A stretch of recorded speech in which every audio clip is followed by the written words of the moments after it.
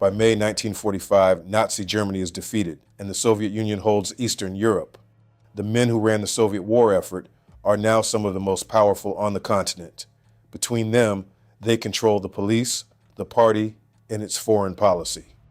That October, Stalin leaves Moscow for the Black Sea for his first long break since before the war, and his deputies run the country until his return in December. Yet within 9 years, one of them would be executed on the orders of the others. But what happened to the rest of them? This is not the story of Stalin. It is the story of the men around him. It was not Stalin's death that decided their endings. It was what they had already done to each other.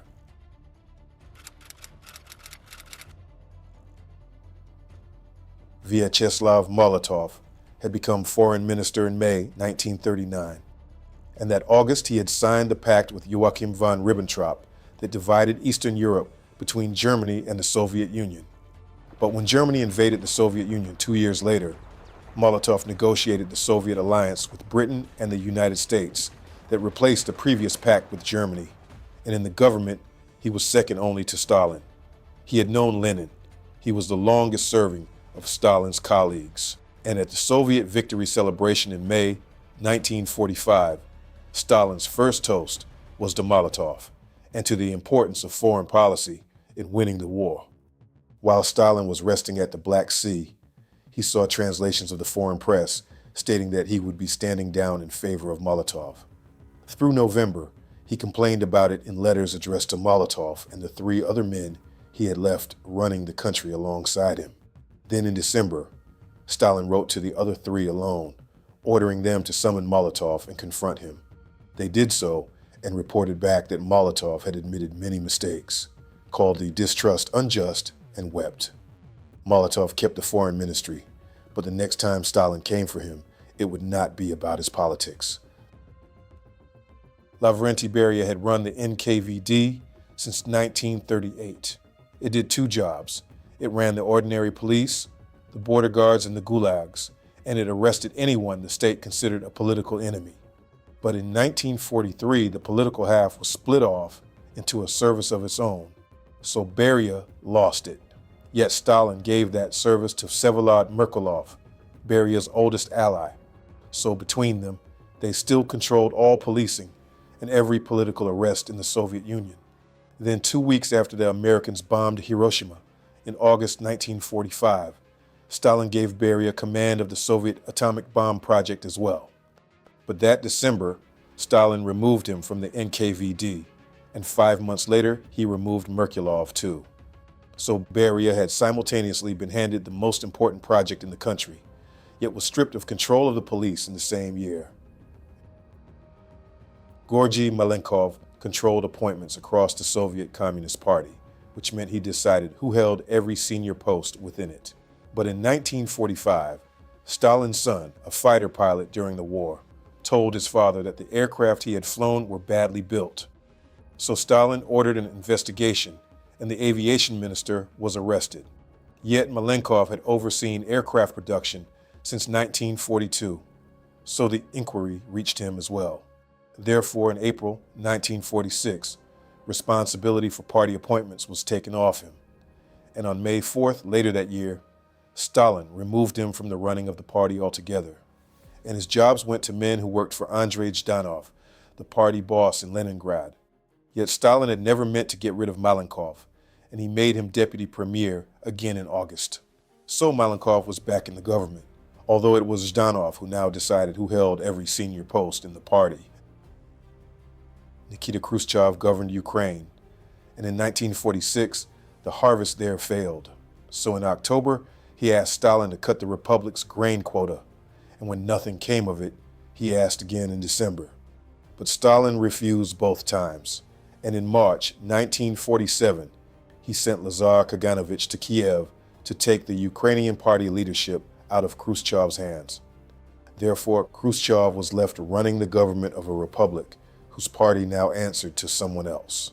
Yet Kaganovich went back to Moscow that December, and the job returned to Khrushchev.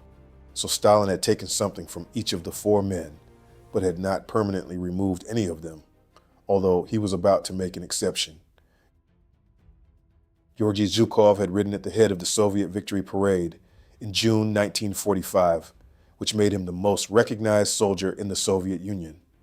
But a recording of his generals calling him the victor over Germany reached Stalin, and the head of the Air Force testified that Zhukov claimed the success of the war's main operations as his own. So in June 1946, Stalin read that testimony to the military council and took Zhukov's command of the Soviet ground forces away. Then he was sent to Odessa, but Stalin's punishment of Zhukov continued. In February 1947, he was dropped from the Central Committee. His war trophies were seized, and officers close to him were arrested. And then, in 1948, he was moved again, this time to the Urals. Yet no charge was ever brought against him, and the Soviet Union's most decorated soldier would still be commanding a provincial district when Stalin died in 1953.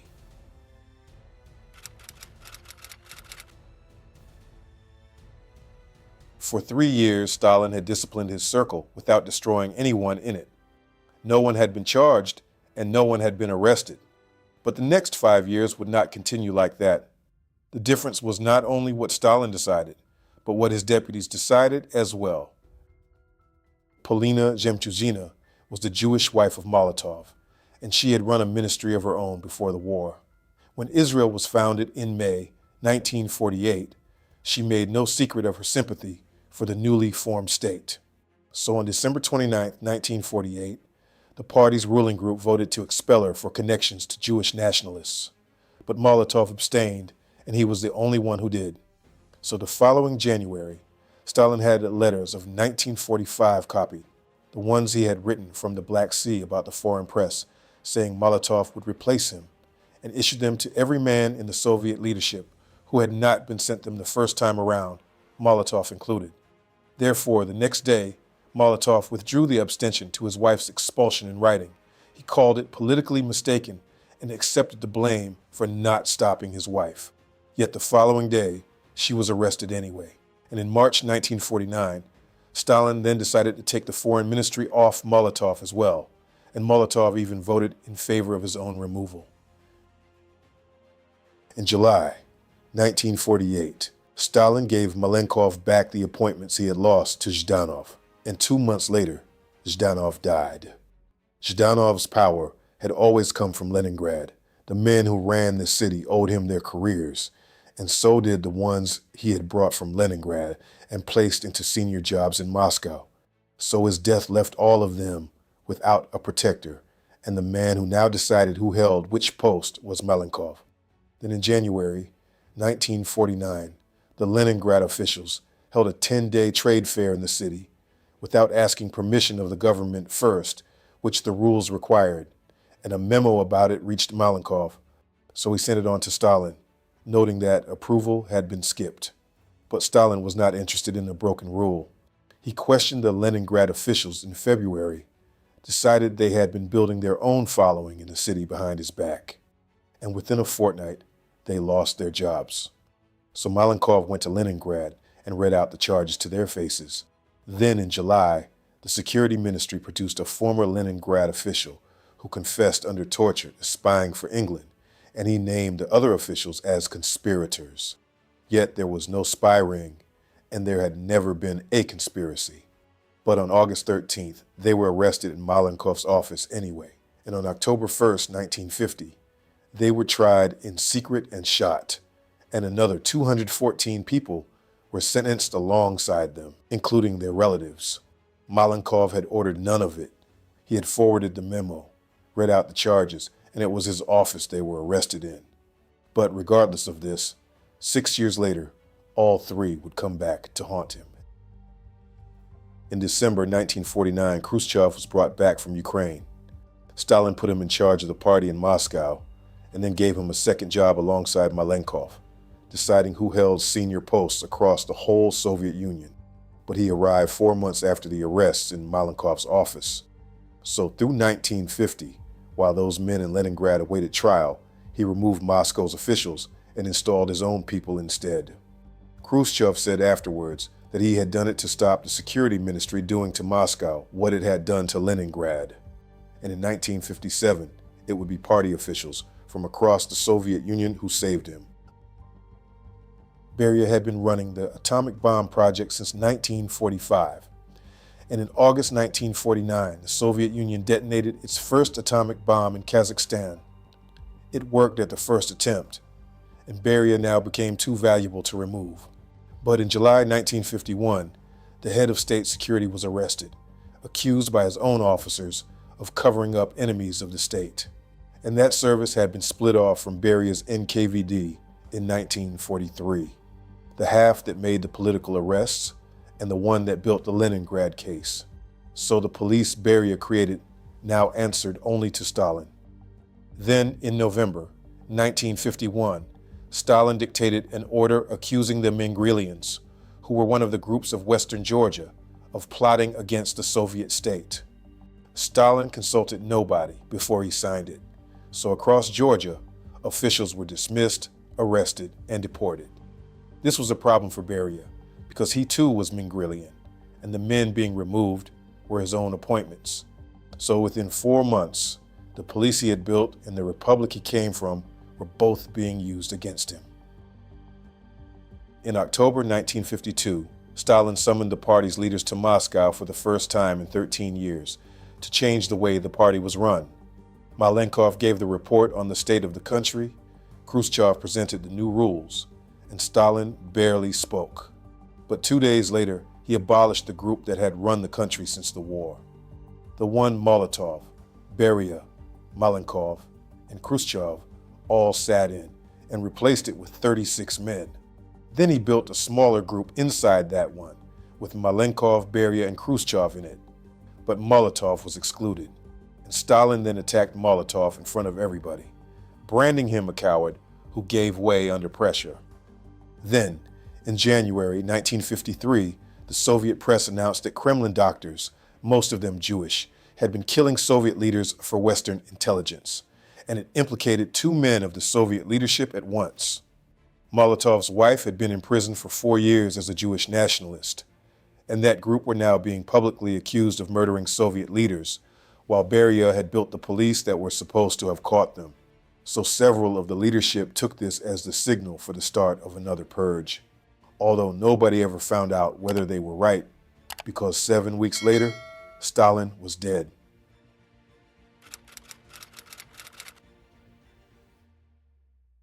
On March 1st, 1953, Stalin was found on the floor of his house, unable to speak.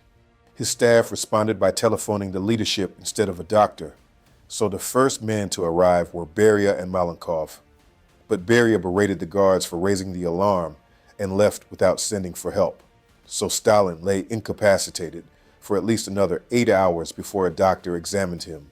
By March 3rd, the doctors had advised Malenkov that Stalin would not recover.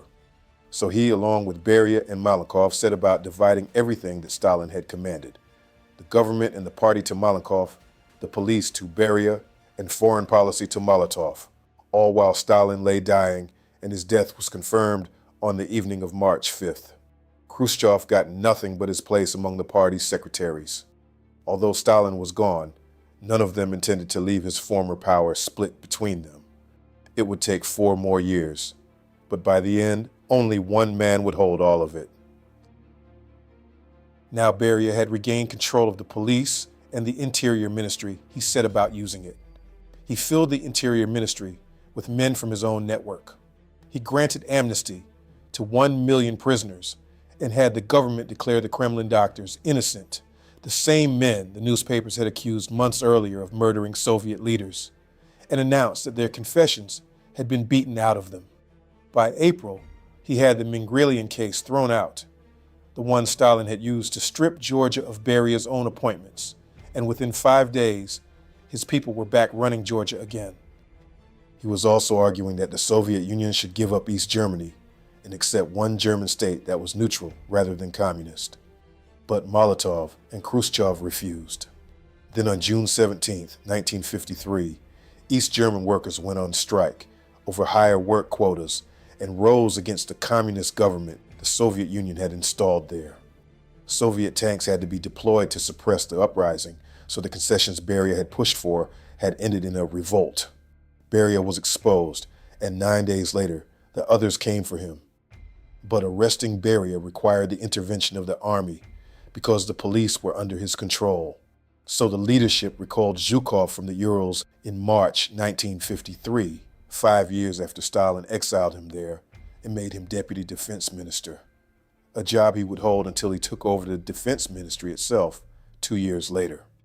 Therefore, on June 26th, army officers arrested Beria at a meeting of the ruling group.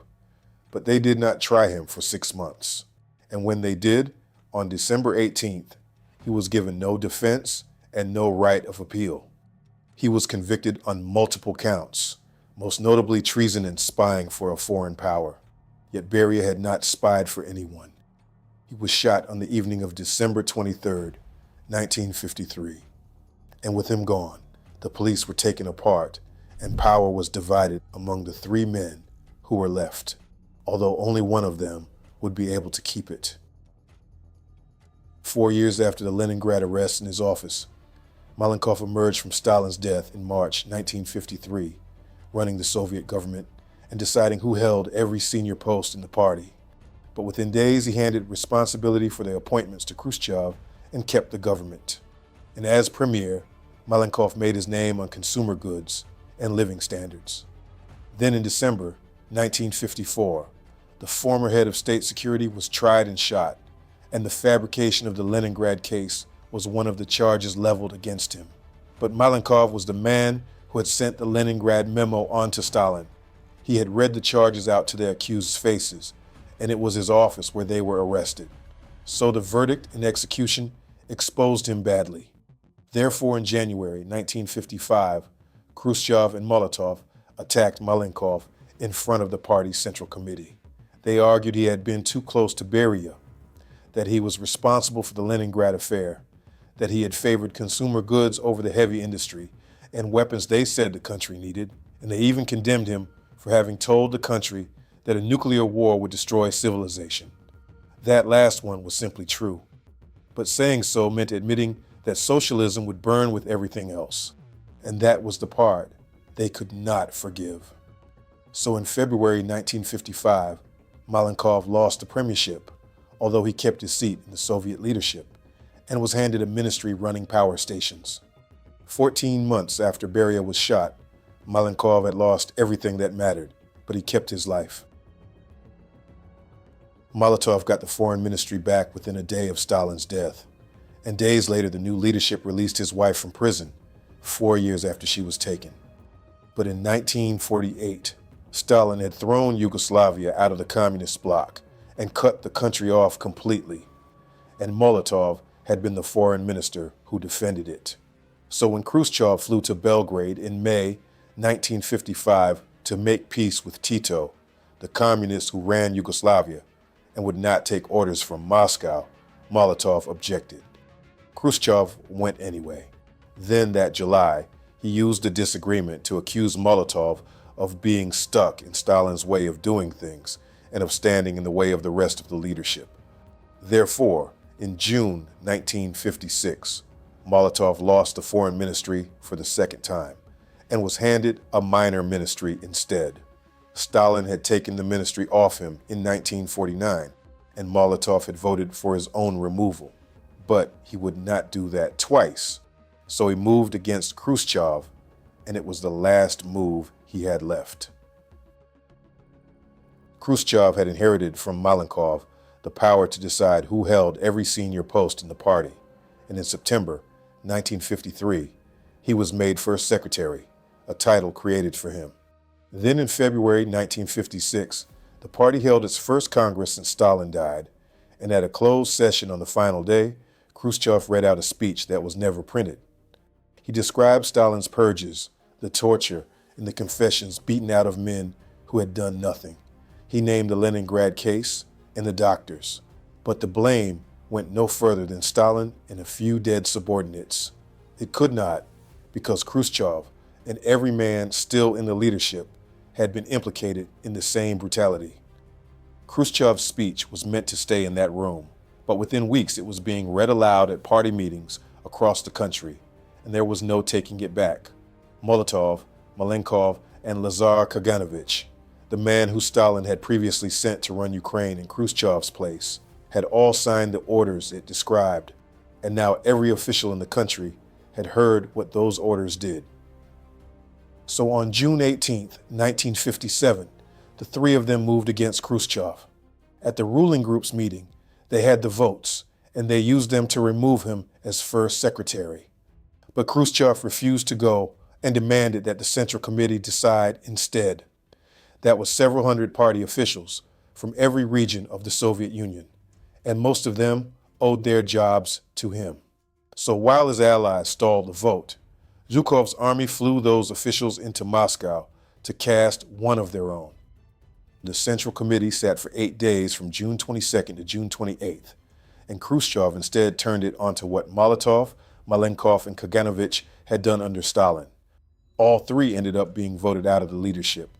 Malenkov had given up the party to keep the government and had now lost both. So Khrushchev kept the party and with it the country. But he had needed Zhukov's help to do it, and he turned his attention to dealing with him. By helping Khrushchev, Zhukov had become the second most powerful man in the country after Khrushchev himself. So the first secretary presented a case against him, claiming that he had loosened the party's grip on the army and that he was building a position of his own inside it. On October 19, 1957, while Zhukov was out of the country, Khrushchev had the leadership pass a resolution removing him as defense minister. But Zhukov did not find out for another 5 days. And when the Central Committee convened, the most serious accusation was that he had been preparing to seize power with a secret commando unit stationed outside Moscow. It was not true, but as a result, Zhukov lost the defense ministry and his place in the leadership, and within months, he was retired from the army altogether.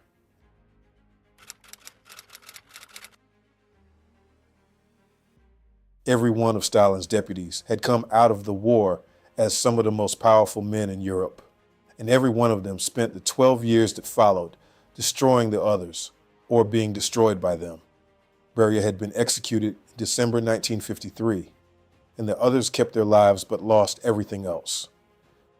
Khrushchev, who had beaten all of them, was voted out of the leadership in October 1964 and lost control of both the party and the government. He was accused of ruling alone, of endless reorganization, and of building a personal cult of his own. He was given a pension, a house outside Moscow, and kept under guard. He spent his remaining years dictating his memoirs and died in 1971. Zhukov was retired from the army, but unlike the others, he was not exiled anywhere. He wrote his memoirs, which the state rewrote before publishing them, and he died in 1974.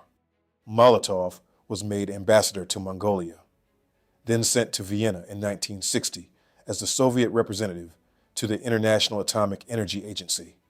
He was expelled from the party in 1962 and readmitted in 1984 at the age of 94. He died in 1986 and was buried beside his wife, who had died 16 years earlier.